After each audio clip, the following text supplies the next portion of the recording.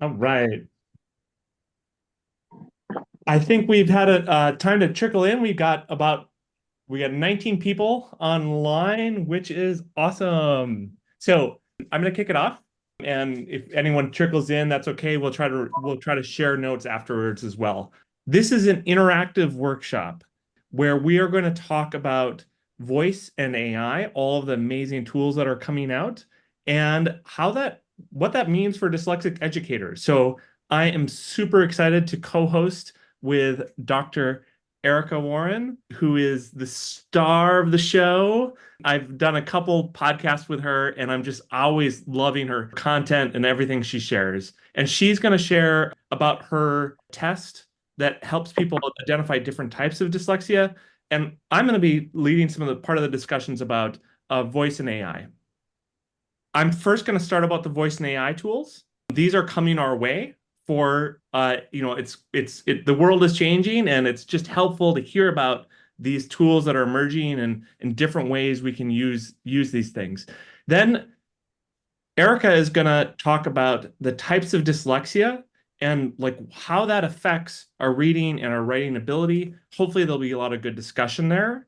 And then we're going to actual practice scaffolding, right? Because when you have a specific learning disability, like I do, like many of us do, it can be like a little overwhelming to like get all that out.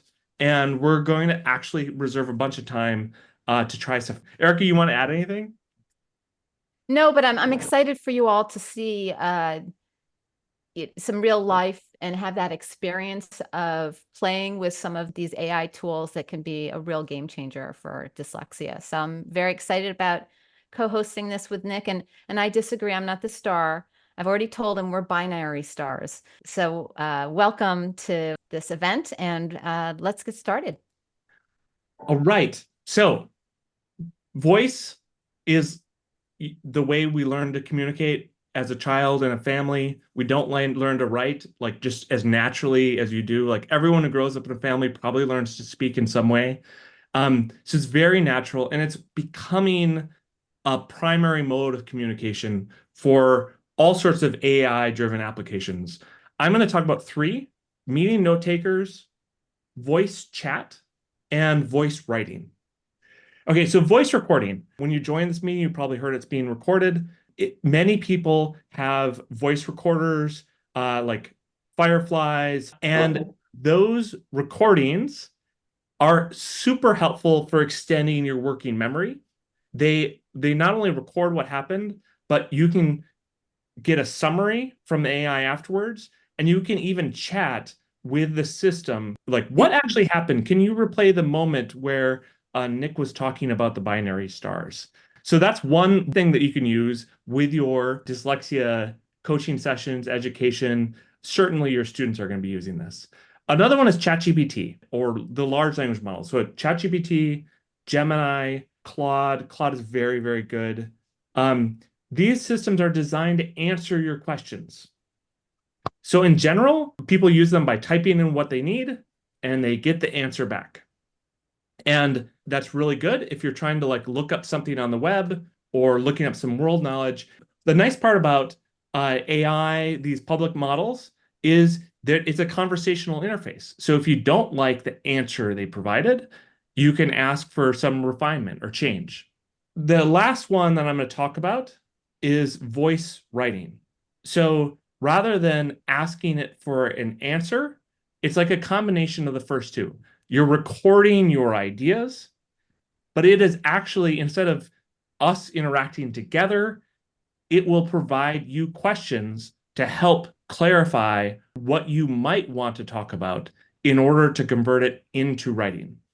And so this means instead of just short little input like write me a blog post about dyslexia, if you do that with voice writing, it'll be like, what do you want to write about? Right? Like, what parts are interesting to you? It'll ask clarifying questions so that it can help draw out. It sort of flips the large language model system on its head. Instead of you short prompting and it telling you all the answers like it knows better, it's asking questions to help you say more to get to a point of clarity. And that has some relation to what we do with students, our children, our clients, as we help them articulate their ideas. And certainly it's something that I need as an adult dyslexic is the space to talk up my ideas, get clarifying questions so that I can create something that's clear enough for everyone to see. We're going to experience the voice writing thing at the end. All right, Erica, types of dyslexia. Okay, I'll take it from here. So one thing that I wanted to do is just talk a little bit about the different types of dyslexia. I think that, we live at a time where a lot of people have a lot of assumptions about what dyslexia is. We're trained in particular ways. So if somebody gets a referral, they may have a certain approach in working with a student with dyslexia. But what the research is now showing us is that there are many different types of dyslexia. And these different types of dyslexia each require a different remedial approach. And so what we're going to be doing today is we're going to be talking a little bit about rapid naming dyslexia, auditory phonological dyslexia, visual perceptual dyslexia, visual surface dyslexia, and attention-related dyslexia.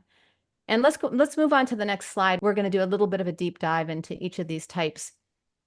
Rapid naming dyslexia is a type of dyslexia where the students struggle with, or anybody that has dyslexia struggles with something called anomia, which is difficulty rapidly naming objects or being able to access that information from long-term memory. They might be able to say, oh, it starts with a B, or it has 2 syllables, but they can't actually access that information. That in itself, just having rapid naming difficulties can lead to a diagnosis of dyslexia. So you could see that if you were to work with a student with dyslexia with this problem, that you would really need to be focusing on how to help them to access information from long-term memory faster. There's auditory phonological, which is probably the most widely known type of dyslexia. And that typically works really well with an Orton-Gillingham approach to reading remediation. That's really helping them to learn the sound and symbols. They may have auditory processing deficits, but it's really helping them with the phonology of the language. We also have visual perceptual dyslexia. This is where the students really have difficulty perceiving not the auditory aspect, but the visual aspect. So it's not that they can't see, it's making sense of what they see. So they may have difficulties with visual spatial skills, visual directionality, visual discrimination.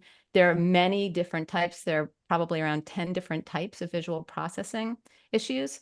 And then we have visual surface. And visual surface is really a whole word issue where particularly if they are sight words or red words or uncommon words that just don't follow typical spelling rules, then and those kids that have visual surface issues really, really struggle with a whole word if it doesn't make phonological sense.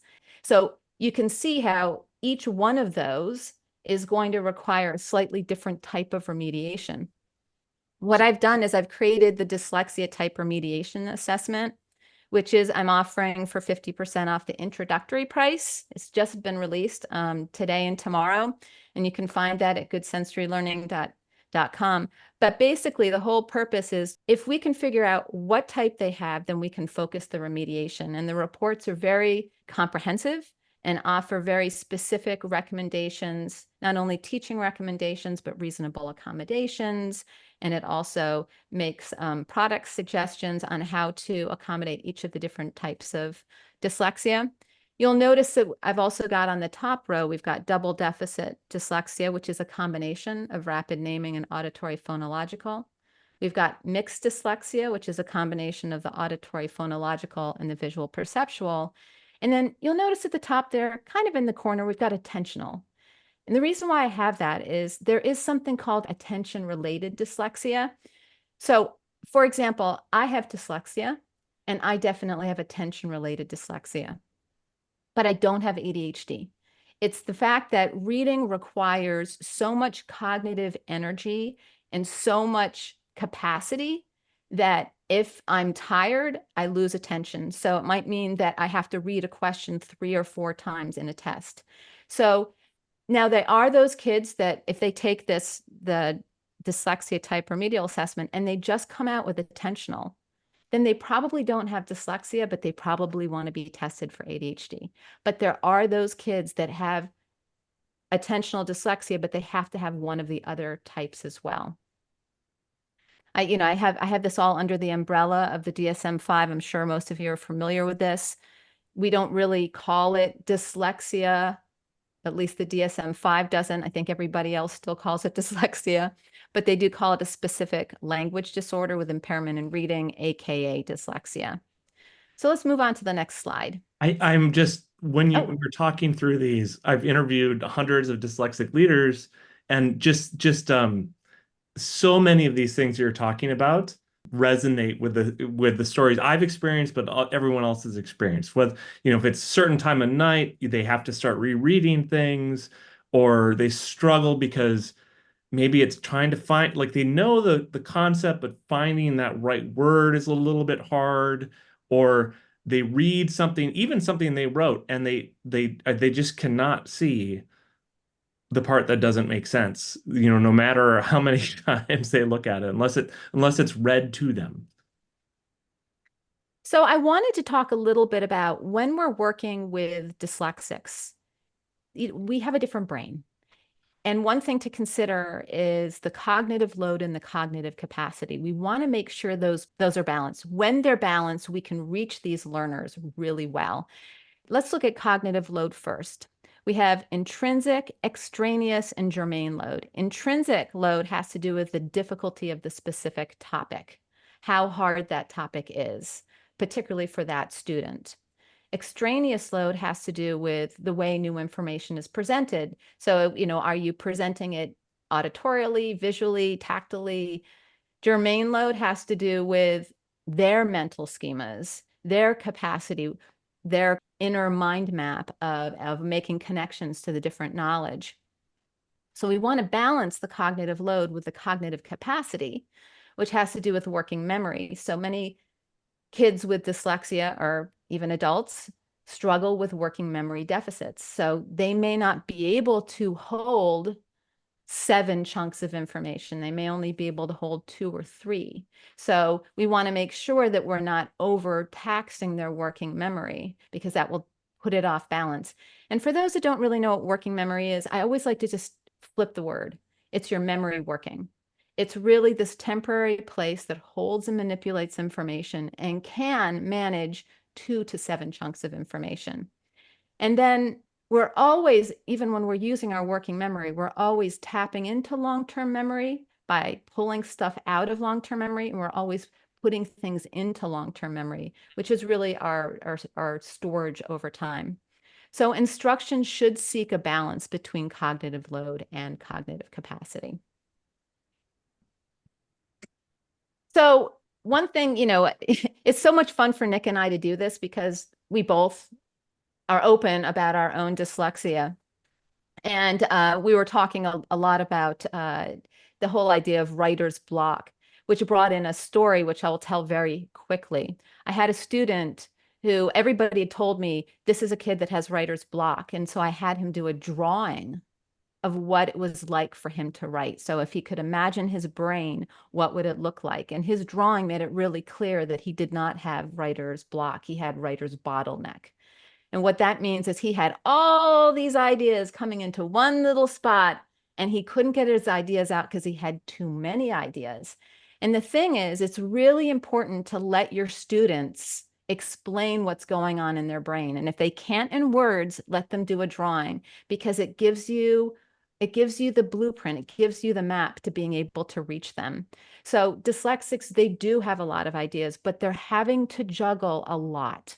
So part of the bottleneck is it might be that they have too many ideas. The other bottleneck is that they're having to juggle too many balls. So grammar and sentence formation, that's a lot. That's 1 or 2 balls. And then you've got structuring paragraphs. That's 3 balls. Finding words, that's 4 balls. Spelling, 5 balls. Editing, 6 balls. There's so much to think about. And if those skills are not built to automaticity, and they only have a working memory capacity of about 3, they can't handle it and they shut down. It's too much for them to manage. So we have to be very, very careful that we're offering enough scaffolding when we're working with these students so that they can build some of those skills to automaticity. Once they build all of these skills to automaticity, they can be wonderful writers. But when all of these skills aren't automatic, you're going to see a lot of shutdown and a lot of frustration and a lot of the, I'm sure you've all heard it, the I can'ts. It's And so we want to avoid that if we can. well, Nick? the some people are blown away by this, but like by definition, specific learning disability with language, it's not that you can't think, it's you have a specific learning difficulty with the reading and writing. So by definition, you probably have more ideas that you're able to convey because you have some bottlenecks. Depending on where, do Erica's test, have your students do the test, figure out where those bottlenecks are and attack those elements. But you probably have more ideas than you can share, and that's just a shame. I want to just call out the enemy, and Erica you already said it.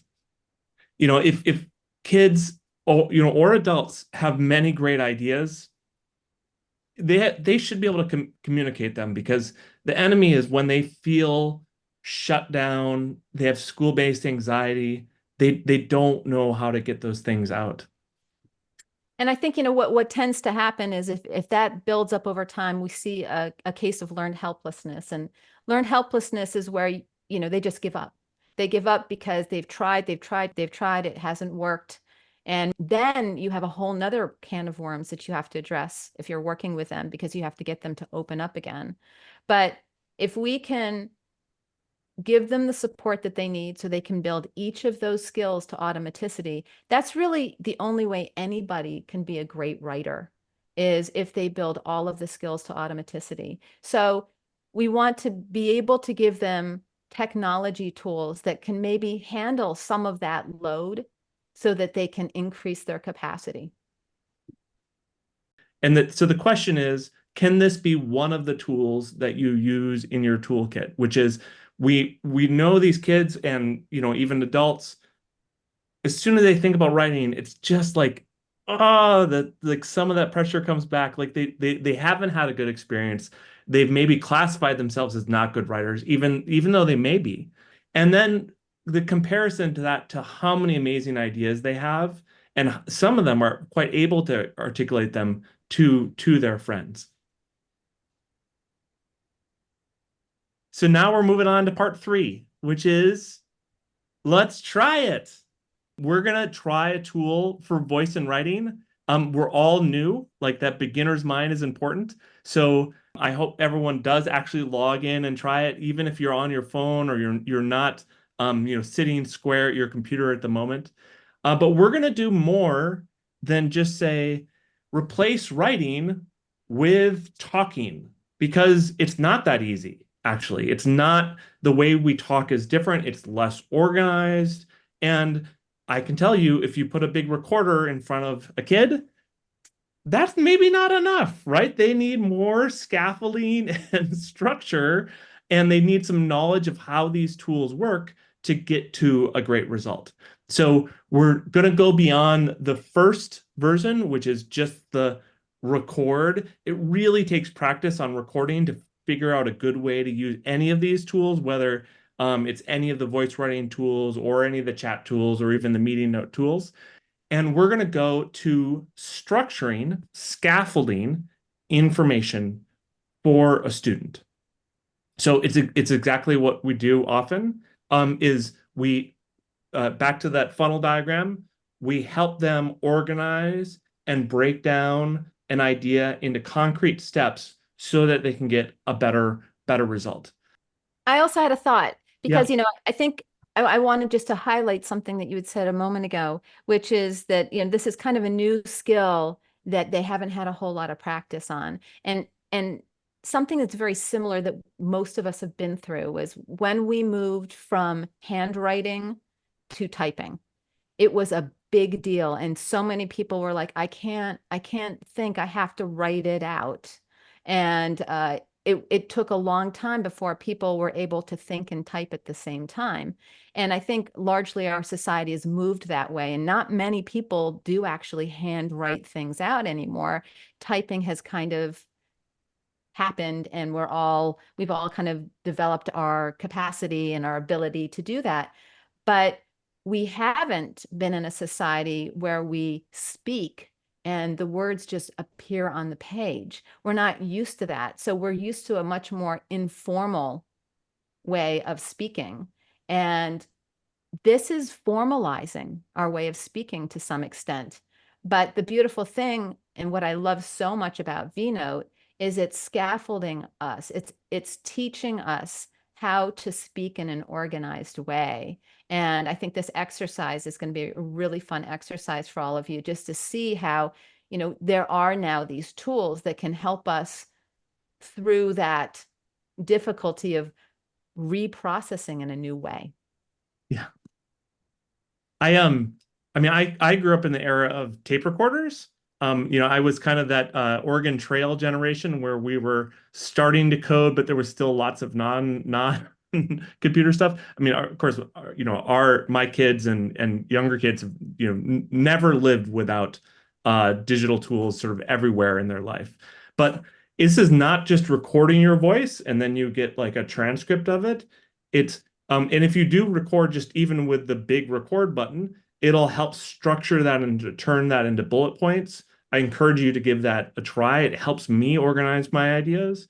But if we're going to go to the next step, we can do more to get people even further. Remember, these large language models, they have like a little bit of intelligence, right? Like they're certainly good at like they know a lot of facts. Like that's a kind of intelligence that we had like with Google, but it's even better now. But they can also kind of hear what you mean, not what you say, which is another level of intelligence. And they're just getting to the point where we can start to ask the right question at that right time.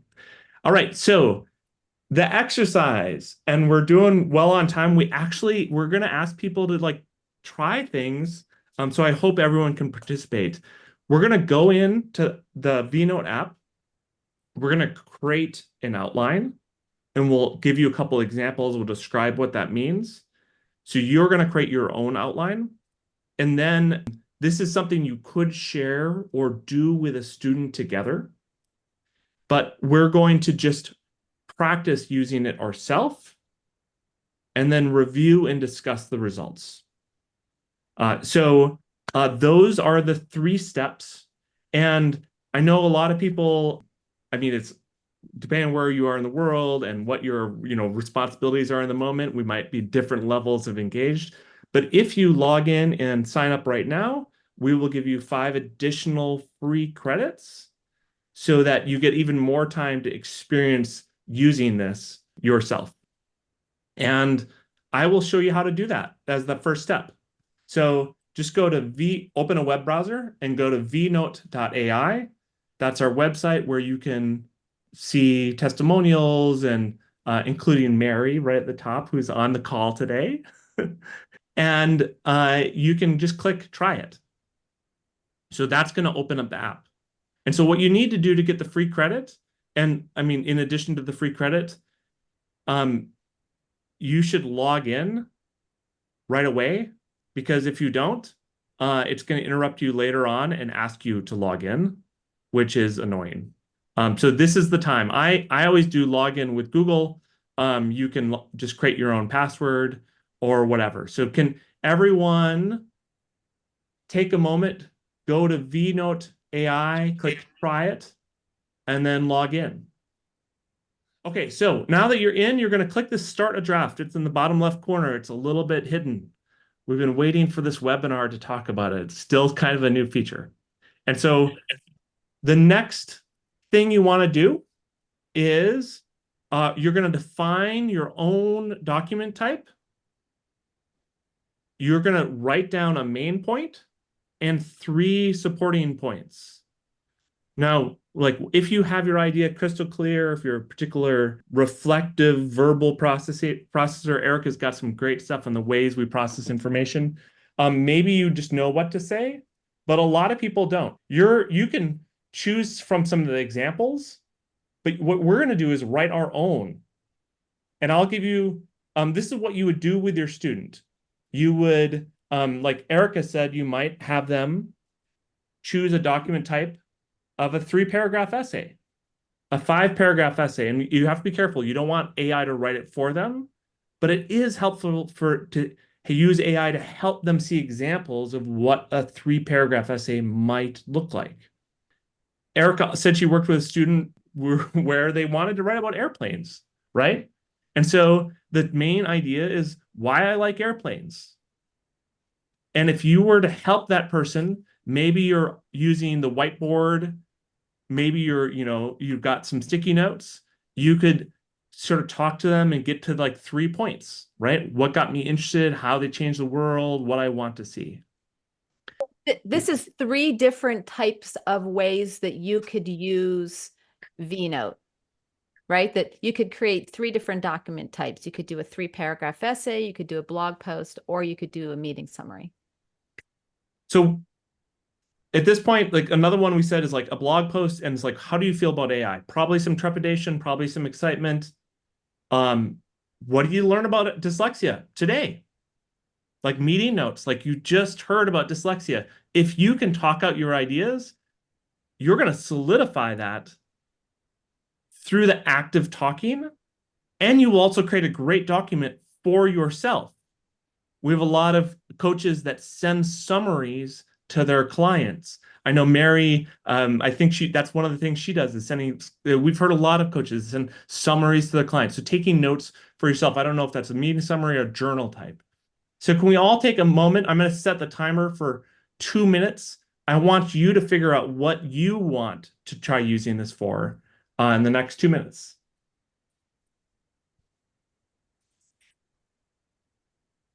All right, so hopefully, has everyone gotten a draft started, written some ideas? So the next thing we're going to do, talk to that outline, right? Right, you've just learned something, you're thinking about something, maybe you're writing blog posts, maybe this is how I write all of my company newsletters. You've got a few things written down. So I'm going to say a blog post about types. And by the way, when you type these things, when you put this information, it's going to ask you better questions, right? It's not only going to help you speak in a more coherent way, but it's going to ask better clarifying questions because it knows your goal. And so it can help bring you towards those goals. So the next thing we're going to do is actually go and hit record and talk to those 3 ideas. And what I want people to do is request at least one question. All right, did everyone have a chance to try it? I saw some lips moving and I know some of you are already active users of the tool, so it's probably a lot easier if this is not your first time experience. So, this is a really cool tool. I've found that when I personally use VNote, sometimes I'll just bring a student to my account and I'll just say, all right, let's just try talking. And some of them can talk and some of them can't. And if they can't, I'll say, okay, this is cool. All right, we're still recording and you can hear my voice, but that's fine. I'm going to ask you a couple questions. So say we are talking about, they want to write about airplanes. I'll say, so what do you love about airplanes? And they might say something. And then I will just I'll ask some questions and I'll elaborate. And then I'll say, hey, why don't we just let VNote ask you the questions? And then VNote will generate the questions. But the whole time VNote is listening and taking in all this information, but it filters out me. It doesn't actually put any of my questions in the document. But I'm offering a scaffolding to show the students how, hey, guess what? Now I'm going to pass the responsibility of asking questions over to VNote, and VNote will do that. Then the students learn how to use VNote and they can use it independently. And I love it because it does. It really helps them manage the cognitive load and increase their cognitive capacity, because they have that structure. They're taking away some of those balls that is making the writing process impossible, but it's bringing in that one feature, which for many of them, they just absolutely don't have the capacity for, which is the organization of ideas. So it doesn't actually give you the information. They have to provide the information. what it does is it asks the right questions. But even then, a student can say, oh, that's not what I'm writing about. And it will adjust things. And they have other little features where you can press a button and it will say, these are 3 possible main ideas. Are any of those your main ideas? And you can either say, oh yeah, that's it, or no, that's not it at all. It's this. And then it's constantly shifting and morphing to accommodate what the students want. It's helping them to focus. It works on executive functioning with the kids. Yeah. It helps them with the working memory. It helps them with the inhibitory control. And it helps them to be cognitively flexible by asking them questions that they may have never even thought of. Yeah. So I love it as an executive functioning tool. It's, the ultimate goal is to find a way to get people unblocked, and different kids process information in different ways. So if this is a way that works for them, that's hugely helpful. I want to see how everyone did. I saw mouths moving. So I did this thing. I got a couple questions. I got to the dyslexic manager. How many people recorded their ideas? Bunch. Yeah, awesome. And I saw some smiles too as people showed their screen. I'm gonna hit the last stage that we're gonna go to is converting to writing. So once you've talked, you've created an outline, you've helped some scaffold, you've talked, you've maybe got some questions, which would be great. And this is a representation of what I said, which is I was talking about what I learned just from Erica, Dr. Warren today. These 3 major branches: rapid naming, phonological, visual dyslexia, and the impact on daily life. And in particular, I'm worried about the lack of being able to communicate in writing. So, I learned something, maybe I'd somewhat processed it. I mean, we have the visuals in the screen, and then I could talk it out, and now that's a new way to process it and turn it into something that's useful. And you can again refocus this. There's other tools here. I'm going to put the common Q&As, but even if you have the same exact question, unmute or in the chat, ask your question, and we'll love to hear about your experience and where your questions are. So my clients expect a summary of every session that I have with a student. And so this has truly cut my work time from 2 to 2.5 hours to about 30 to 45 minutes a day. So on a personal level, it has been a game changer. Then I show kids this tool and they are completely relieved that they have a way to show what they know. They can demonstrate their intelligence. They can write. They've been told from kindergarten on that they can't write. The writing's illegible. They don't know how to organize their thoughts. The schools only provide voice to text to speech or speech to text, but you know what I'm saying. Yeah. But it is like a very literal version of it, right? It's a very literal version of it. So I have a girl who's in high school right now. She has to do a lot of essay writing, a lot of citations. I have another student who's older, and this has changed the trajectory for them because we speak the outline. The outline is robust. The VNote adds so many details that are robust.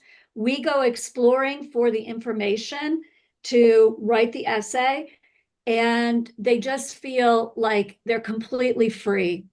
So I highly, highly recommend it.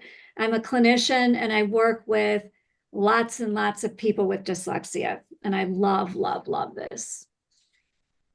Anyone else have experiences to share or questions? Yeah, I can jump in, Nick. It's so lovely watching your face as everybody talks about your baby, and you're like, yes, it's sort of a kind of magic. And I agree with Mary. I use it almost every day now in terms of my own blog writing and reports for coaching clients and emails. And it is a kind of magic to be able to sort of fan your ideas as wide as they can get without fear that you will somehow lose the plot in your own fan, and that somehow somebody will rein you back in to identify what the main thing is. And I guess I just thinking as I coach dyslexic students and as I think of the implications for education, it's really that thought, like, can the teacher, can my writing instructor be a responsible listener that can help me find what I really think, rather than giving me some kind of ideal answer or some kind of model text that I must now copy somehow. And I think that that idea of an active listener, one who really prods me until I say what I really meant. And you said earlier today that AI's learning actually has this ability to understand what I meant and not just what I said. I think that's a removing of a barrier to communication for dyslexic brains that is extraordinary. I guess as we keep trying to figure out exactly how does this look? I mean, one question I would have, and just thinking of Erica talking earlier about scaffolding, I love this idea of scaffolding for students what they can't do for themselves while they learn the skills until they become automatic. Yeah. I guess my question lies in, how does that happen if we keep this delicious scaffolding? You know, that's, I suppose, from an education perspective, like, how can I incrementally make my writer become more and more independent? Right. Do I even need to? Like, as a professional writer, this tool for me feels like the exact way to get onto the page what I really mean. Is there a different need for a person just learning to write? I wanted to sneak my question in there. I suppose it's a big question. Right. So I mean, I think so I have kids, and like the brain's still processing, right? And so it's a little bit harder for them to think about the big picture, which they might have loved and read it, or looked and watched YouTubes on, but turn that into a concrete outline, and then speak to that outline, and then edit that outline. And like, I think these tools are so new that we're even trying to figure out how to do it ourselves. So I think it's absolutely a co-creation process, and something that Yes. we're trying to figure out, different ways. And maybe I don't mean to answer my own question, and I'd love to hear what Erica has to say. But even as so in the early years, I homeschooled, and the writing curriculum we followed involved a lot of scribing for kids, and really being an active listener. And just one of the key gifts of that season was giving my children their writing in their thoughts in paper, seeing them published, and the developing of a voice that's needed for a child, which often is lost for our dyslexic learners because of all that learned helplessness that happens when actually it is so hard to get it on the paper, that just being caught saying something worth saying on paper is a gift in itself. Erica, I didn't mean to jump in. Oh, yeah, I totally agree with you. I think that, enabling, freeing them, taking away their areas of disability and really enabling them to discover their areas of ability is amazing. And, writing does require juggling so many balls, but speaking doesn't. And a discussion doesn't. Whether they're having a discussion with you using the AI, or a discussion with AI, or a combination of it's teaching them in real time, where they're having that direct experience, and they can get to that point. We can enable them much, much faster when they're using AI, which is so beautiful. So many of my students that say, oh, I can't write. I'm like, oh, well, let me just take you over to VNote and let me show you how you really can write. But you don't have to write with your hands. You can write with your mouth. You can speak it. You can speak it, and then you can write it if you choose to, but you don't have to. So the beautiful thing about technology is it really is enabling so many dyslexic individuals, whether they're students or even much later on in life, to be able to catch up with everybody else. So, you know, even a dyslexic entrepreneur, it might take them half an hour to write an email.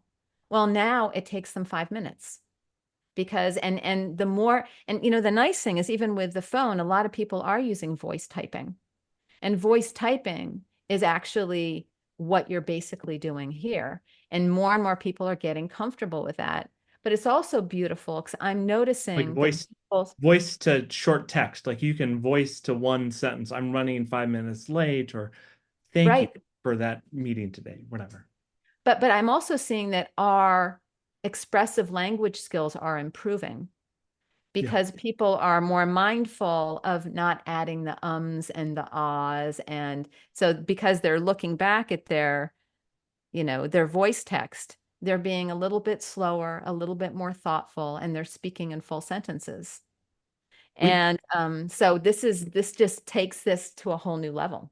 You know, I think up until the creative writing movement in the 70s, there was a lot of imitation. Like that's how writing was taught. Like, and in some cultures, you still have that where, you know, in China, you go look how a master writes and you follow that. And so learning how to write in different ways, you have to be taught. You need someone to help you structure your ideas, and you need to see examples of good writing. That's why good reading, your reading and writing go together. You have to do a lot of reading to do like good writing. And so this is just one of those sort of scaffolding and structuring tools. But you can use it however you need to. We talked about entrepreneurs that can write, you know, business plans or emails faster.